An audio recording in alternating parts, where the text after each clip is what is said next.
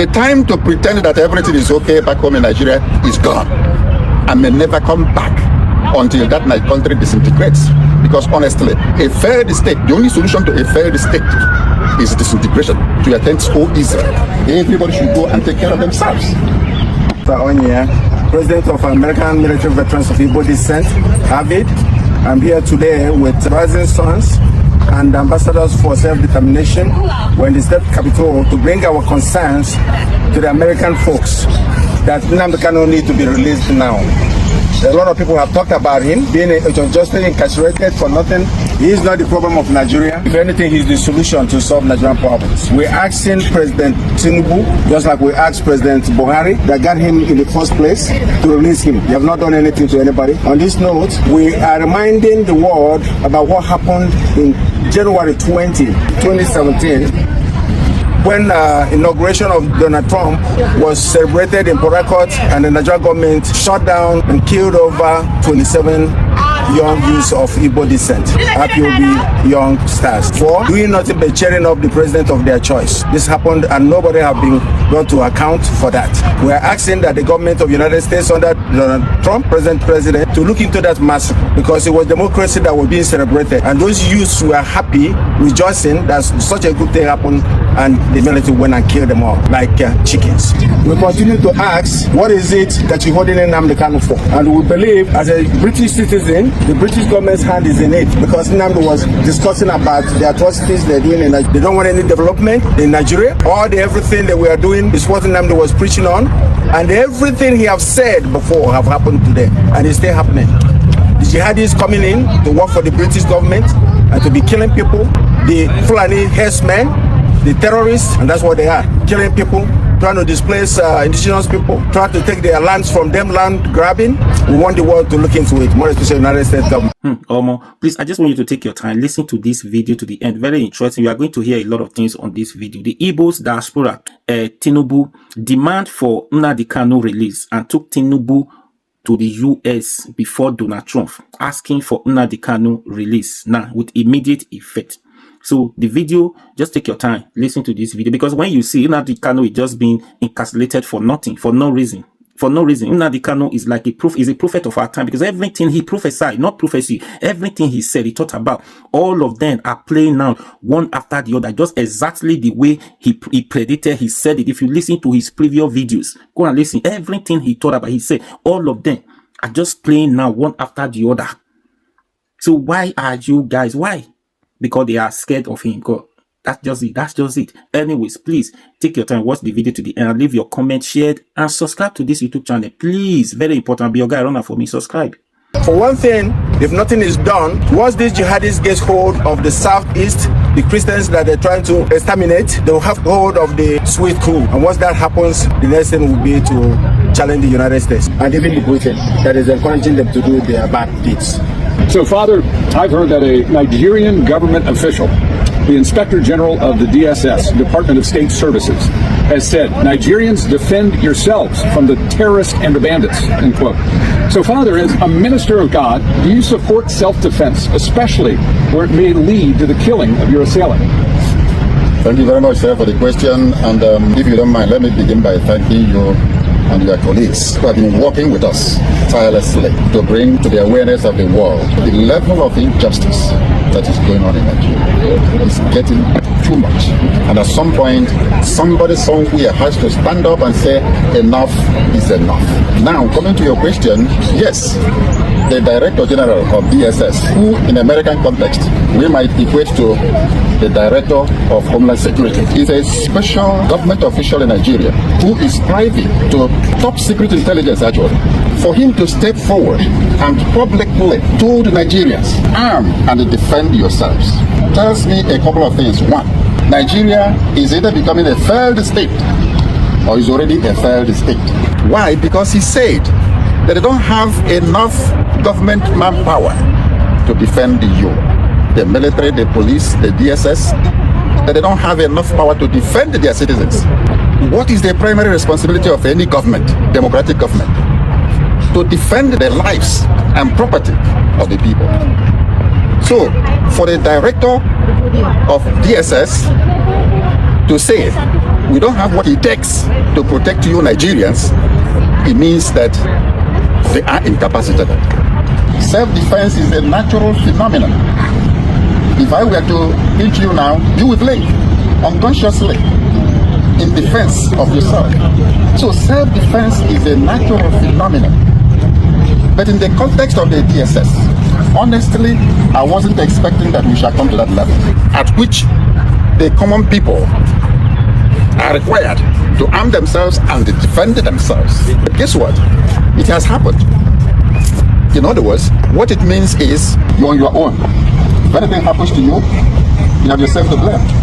Now, because self-defense is a natural phenomenon, I have never read about any law, moral law, Christian law, civil law, natural law that is against self-defense. None whatsoever. But you know what?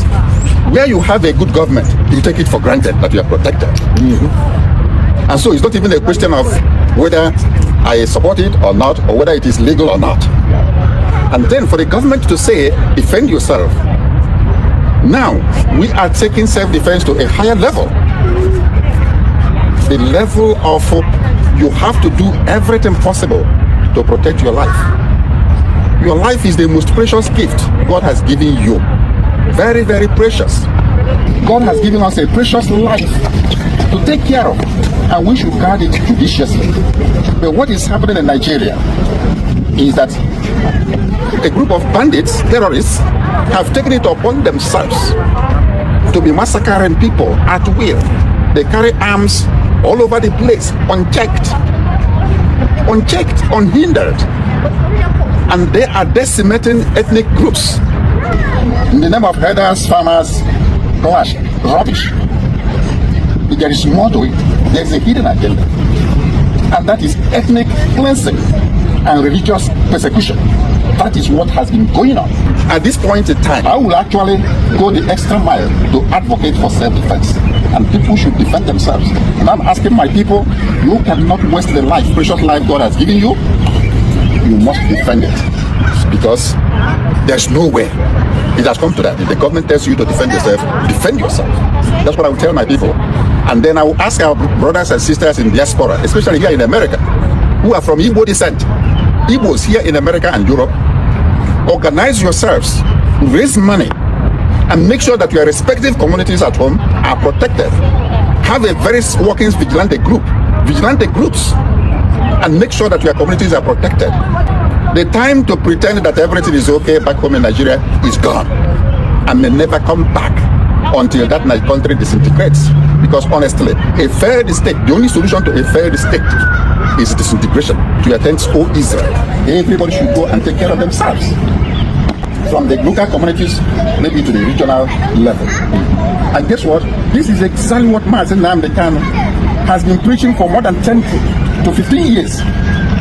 That these people are coming, these are mercenaries sponsored by the Fulani hegemony to decimate the rest of the ethnic groups in Nigeria, and the government has done little or nothing to stop them.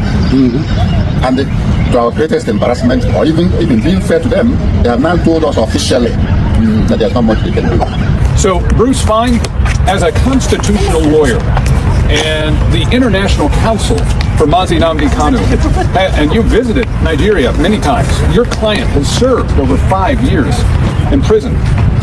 What is Nnamdi Kanu's current situation, and how has the current state of the Nigerian Constitution and the rule of law affected Nnamdi Kanu's freedom? Well, thank you for that wonderful question. We're really gathered here today to pay homage to Nnamdi Kanu and his unsurpassed courage that has given the Biafrans hope, which is what sustains the people and moving forward towards justice. Nnamdi Kanu was victim of a crime. Crime perpetrator was the nation of Nigeria. In 2021, he was kidnapped and tortured in Kenya. He was then returned to Nigeria, where he's been denied a trial for now over 4 years. I helped precipitate a ruling from the working group on arbitrary detention in Geneva, holding very unambiguously and calling for the immediate and unconditional Nnamdi Kanu, because the government of Nigeria had violated 16 human rights covenants that were binding on all nations, whether they accepted them or not. The Nigerian government has flouted that decree now for almost 3 years. Nnamdi Kanu remains in isolation.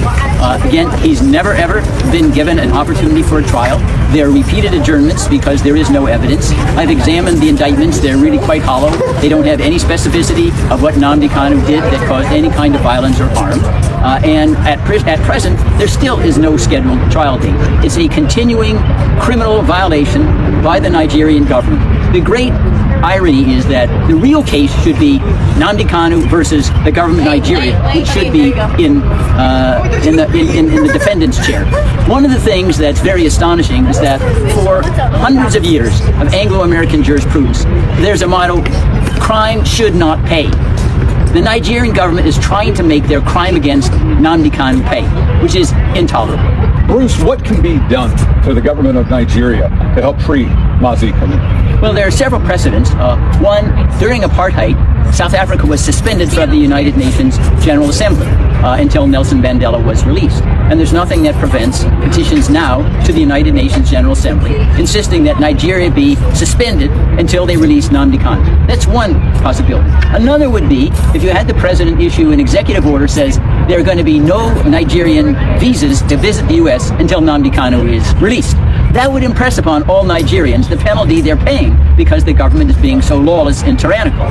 There are other options like having an international arms embargo on Nigeria until Nnamdi Kanu is released, having very, very high tariffs on anything sold by Nigeria until Nnamdi Kanu is released. These are financial pressures. They've been utilized in other countries in the past as a matter of political will, not law.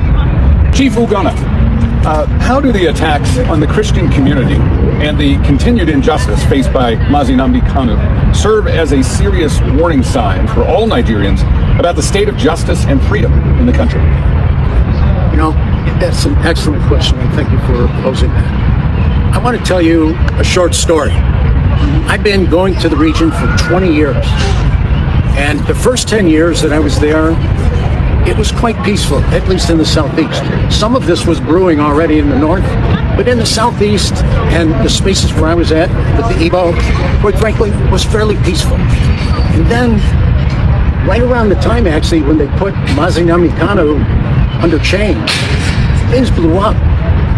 And more than that, I think when people in the villages and the boroughs of southeast Nigeria look at this, they see, wow, if they can do that to somebody like Nnamdi Kanu, who is quite an individual, what could they do to me? What can they do to the individual citizens? It's just gone wrong. I'm telling you, and I've told the State Department here before, not from this current administration, but the previous one, that if in fact, if we don't do something about this, that place is going to implode, and we're going to end up with a pile of people coming over who will immigrate just to get out of the place. That's what's going to happen. I think the other thing that lines up where the people, the situations that they're living in, many of them are Christians. We've said before, 90% plus are Christian. Those who are Christian are experiencing the same kind of attack. There's a group in Southeast Nigeria called Inner Society. They're a data crunching kind of group.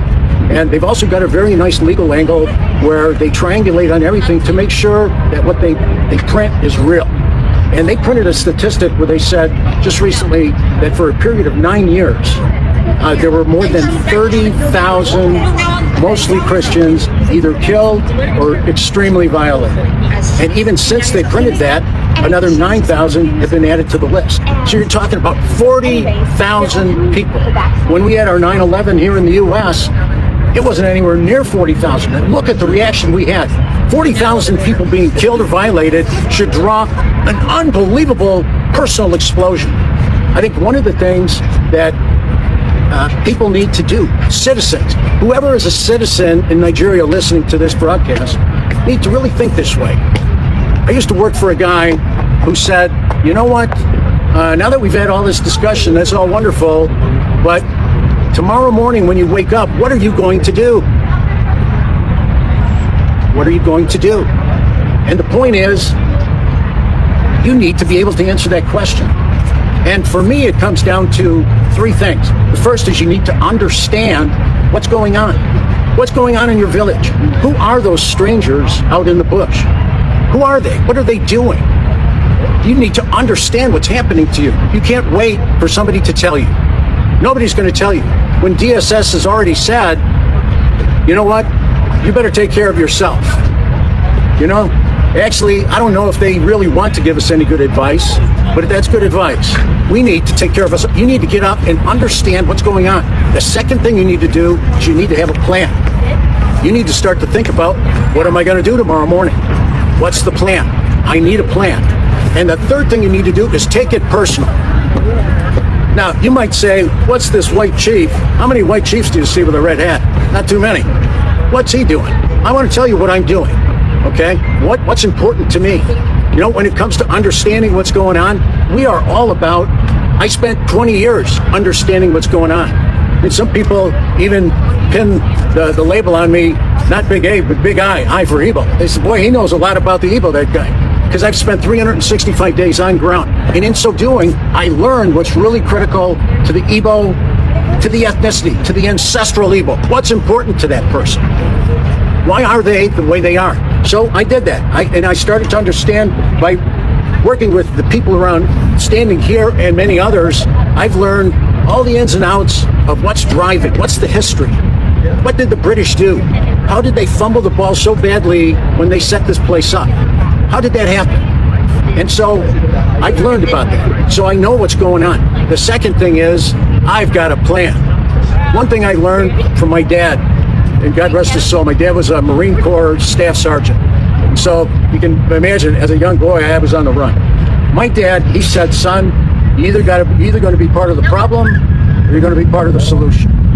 And you know what? I've chosen, I think wisely, to be part of the solution. Part of the solution is critical. And you know what? You as citizens need to be part of the solution. And you need to come up with it yourself. You know what? Just like DSS, they're not going to tell us what to do. Nobody's going to tell you what to do.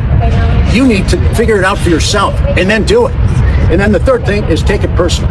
Now, what have I been doing? You can tell just by the way I am. I take things personal. And when I come to this place behind me, and I spend a lot of time at the State Department as well, and as a group with Avid. Avid's a great organization. Avid, with that group, we've spent a lot of time in the halls of Congress, knocking on the doors, talking with people. When we're with those people, what we're doing is we're taking them through the same 3 steps. United States government, you actually don't understand what's going on in Africa. Listen to us. We'll tell you what's going on. It's an ancestral place. And what happens is when they abscond with somebody who's iconic in the society. I mean, Nnamdi Kanu is iconic. When they put somebody like that in chains and just throw away the key, which they've done, they've thrown away the key. We should be taking that personal. And once again, if they can do what they're doing with him, they're doing with us, and that's when the 40,000 Christians that they've got on the run. There's another little bit of data you ought to know about. You know, all the people, and I bet there's hardly anybody in the region who hasn't been personally touched by a disappearance. You've got family, friends, fellow villagers who've been absconded with, they've been stolen. Everybody knows what I'm talking about. You know what's going on. Well, what happens is we need to tell the people in these powerful places, because they have a lot of control. I think you've heard quite a bit of wisdom about what the U.S. government can do.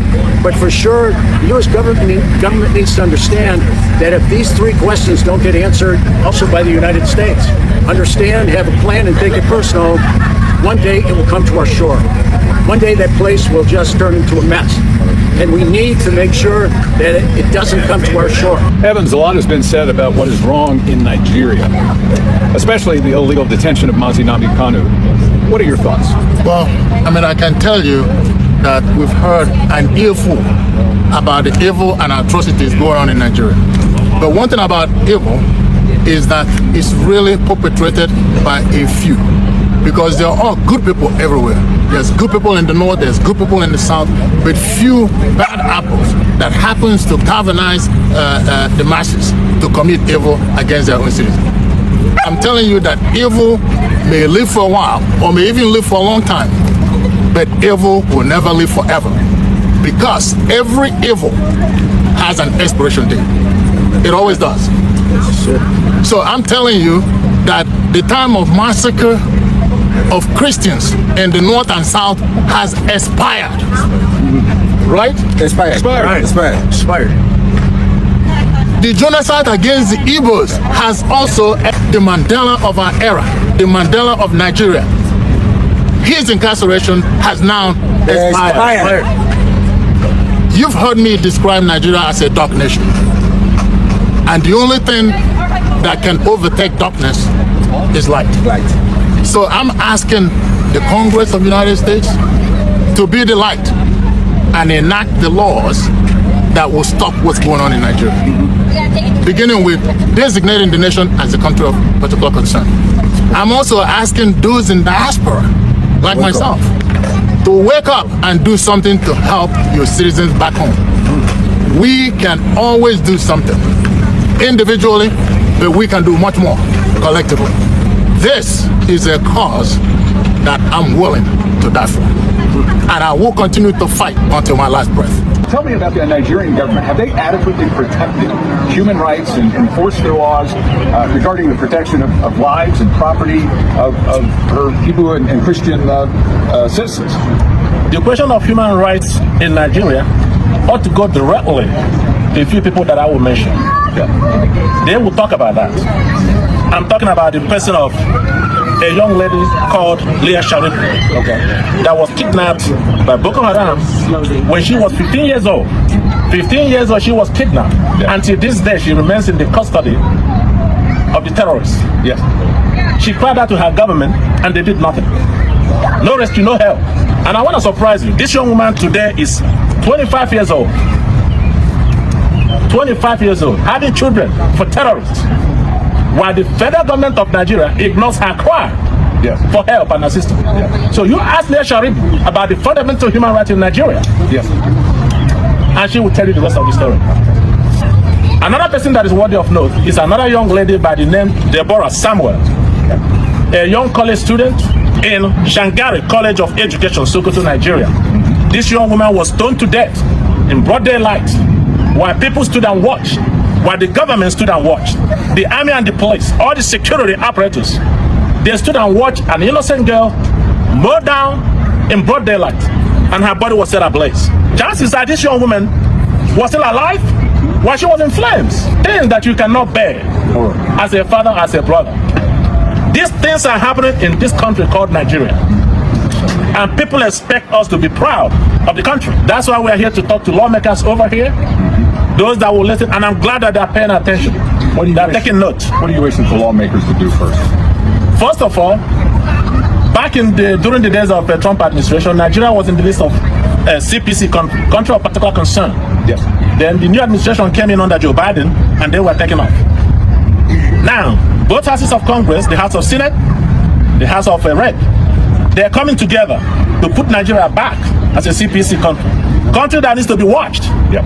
Country that violates fundamental human rights. Yes. Country that may be sanctioned until they change their ways. So, for the folks who are hearing us for the first time, what would you hope that they could do? What I hope that they can do is to take the message to their respective constituents, to talk to their lawmakers, their reps, their senators, their House of Representatives. Tell them what's going on. Tell them what's happening to other people on the other side. So maybe at least they can learn some voice when they're in session here at Congress. That's why we come here. Yes. This country holds the record for beacon of democracy in the world. That's why we're here. That's why we're here. That's why we're here. Yeah. It's simple. Yeah. One more thing, and the legendary of human rights violation, ought to be referred to a man in the person of Nnamdi Kanu. Nnamdi Kanu's continuous incarceration is the primary reason why we're here. We are here to call for his immediate and unconditional release, as already decided by United Nations back in 2022. For people that do not know Nnamdi Kanu, today he's being referred to as a secessionist. He wants to divide Nigeria. But I want to let you know one thing, how this young man started this whole thing. He did not start this whole thing by calling for Biafra or calling to be separated from the nation. He started in the year of 2012 and 2013 in London, on the streets of London, calling for one Nigeria, for unity, for the government to pay attention to the suffering of the people. The children are suffering. There's no job, unemployment everywhere. Our young people has taken up to criminality. So Mazi Nnamdi Kanu saw this and he began to preach, to talk about it. He wasn't calling about secession. He wasn't calling for Biafra. He was just a devoted citizen of the country. Well, seeing that felt a deaf ear, so he began to call for a referendum. What is a referendum? An opportunity for men and women, citizens of a particular country, to come together lawfully and decide their self-determination. Decide who to govern them, to elect government over them. It's called government by the consent of the governed. There's nothing wrong with that. And for that, this young man was arrested in 2015 and put in prison. And 2 years down the road, he was granted bail and was allowed to go home. While he was enjoying his bail, preparing to come to court, consistent with the bail conditions, he was invaded by the same government that granted him bail. A combined forces of the military, the Air Force, Navy, all of them invaded his home on a planned assassination attempt. They called it the legendary Python dance. Python should be dancing in the forest, not in a village where there were women, children, and elderlies. That's where the Nigerian military came to operate their Python dance. But at the end of the day, when the Python has finished dancing, scores of human beings were left dead, properties were destroyed. Where's the justice? Where's the government? Where's the right of the people to be protected? And miraculously, Mazi Nnamdi Kanu escaped that very assassination attempt. And in 2021, June of 2021, they tracked him down and kidnapped him while he was on official duty in Kenya. As far as we're concerned, there is no democracy in Nigeria. One key piece I want to mention with people and citizens is that it's the subject of fear. See, when you don't make a plan, when you don't understand what's going on, and you don't take it personal, all of that gets replaced by fear. See, what happens when fear takes over, all the bad operators around you become temporarily successful. And that's evidenced largely by the growth of IDP camps in the country. You know, the internally displaced person camps are now over 1 million. In fact, there's an organization, they publish a thing called an IDP Atlas. And in the Atlas, they quote that 1.34 million people are now in camps. And on top of that, there's another statistic that they keep where they call displaced person movement. And those are people who are about to be in IDP camps. They've been chased out of their environments, out of their homes, and there are about 3.3 million of those. So when you add all this together, it's 4 or 5 million people who either are or are about to be in an internally displaced person camp. They're like prison camps. There are pictures all over the internet. Look in the internet. Look up IDP Nigeria, and you'll see pictures all over the place. You know, there's another area, maybe I could ask Chief Anya to speak about it, about the nature of security, and it's like a message that we want to send. Yes, thank you. There's no society that can survive on anything without security. Building all those roads, building new malls, and all those things the governors in the Southeast claim they are doing is not helping anybody because nobody is secure. So they have to think about security first. Save the lives of our people first, and they can build those monuments. They can build those malls. Those things will come second. So the most important thing they would do is security. Make sure that there are bushes, nobody is living there, no Fulanis are there, no jihadis are there. Form the strong vigilante that you can have, not the vigilante that you use for your own personal gain when you run for elections. Form the one that can protect the people and guide them. By the way, the IDP camps we're talking about, who displaced who? Why would people be displaced? So security is important, that the governors of the Southeast should come together to do that. This is exactly what Nnamdi Kanu was telling them. Evans, a lot has been said about what is wrong in Nigeria, especially the illegal detention of Mazi Nnamdi Kanu. What are your thoughts? Well, I mean, I can tell you that we've heard an earful about the evil and atrocities going on in Nigeria. But one thing about evil is that it's really perpetrated by a few, because there are all good people everywhere. There's good people in the north, there's good people in the south, but few bad apples that happens to galvanize the masses to commit evil against their own citizens. I'm telling you that evil may live for a while or may even live for a long time, but evil will never live forever, because every evil has an expiration date. It always does. So I'm telling you that the time of massacre of Christians in the north and south has expired. right? Expired. The genocide against the Igbos has also expired. And the incarceration of Nnamdi Kanu, the Mandela of our era, the Mandela of Nigeria, his incarceration has now expired. You've heard me describe Nigeria as a dark nation. And the only thing that can overtake darkness is light. So I'm asking the Congress of the United States to be the light and enact the laws that will stop what's going on in Nigeria. Beginning with designating the nation as a country of particular concern. I'm also asking those in diaspora, like myself, to wake up and do something to help your citizens back home. We can always do something individually, but we can do much more collectively. This is a cause that I'm willing to die for. And I will continue to fight until my last breath. So, Father, if you could describe how Nnamdi Kanu's detention has affected his family and the Igbo citizens who support his cause. I personally see him as Nnamdi Kanu, just as many millions of our people have seen today. He is the icon of Igbos. He's the flag bearer of Igbo. He's a corporate personality. He's not an individual because he encapsulates everything that is Igbo. So he is a peace-loving man. Yes, very, very peace-loving man. Represents a peace-loving people. Exactly. As well as any. He has never lifted a machete to attack anybody.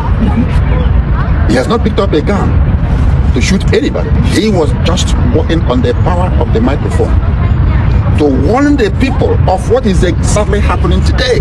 That's it. So now, he has been incarcerated. He has not seen his family.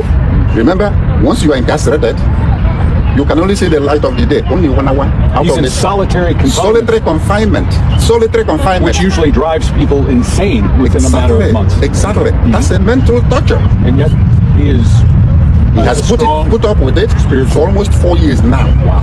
And still remains unshakable. Yep. Why? Because he is convinced of what he's doing. That is right. Resolute in his purpose. Exactly. A raison d'etre, a higher purpose. He is indestructible. Absolutely. Absolutely.